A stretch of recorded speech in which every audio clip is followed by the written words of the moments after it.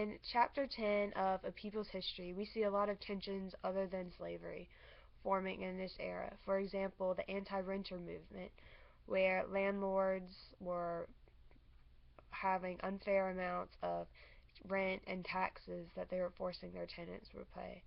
We also see Dorr's Rebellion, where the suffrage movement was trying to get moving, and Thomas Dorr wanted electoral reform, but he ended up having to flee Rhode Island twice or a couple of times, and then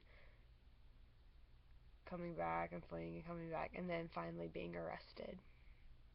And then we also see Jacksonian democracy, and this was, quote, centered around creating a popular image and flattering the common man, unquote.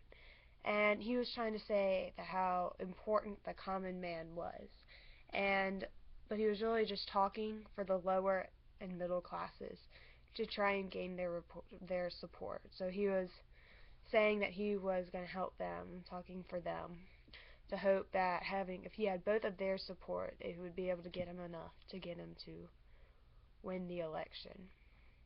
And then another few changes in this era that was good for the people was urbanization. People began moving into cities to look for more jobs. For example, in New York, in year 1820, they had 130,000 people, but in year 1860, a million. The West began expanding, and then more trade unions formed, and prices rose. So, especially in bread, meat, rent, and fuel, things began getting pricier and harder to pay, which also led to more riots, and that were also very popular. And in these riots, we see how the lower working class really started to speak out. And it was all the working class. It was all, for example, the Factory Girls Association. The girls that worked in factories and boarding houses, they were striking against the unfairness where they worked. So working class. The railroads, the people who worked on the railroad strikes were very popular all over America because they wanted better pay. Soldiers had to be called in, and the police couldn't control them. And then people were jailed and died, or 100 people died, 1,000 people jailed, and 100,000 people went on strike for the railroad strikes of 1877.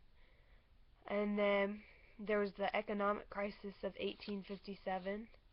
That was a problem because the shoe business had to come to a stop, and wages were cut, and a lot of people lost jobs, which also made them go and get angry and whatnot.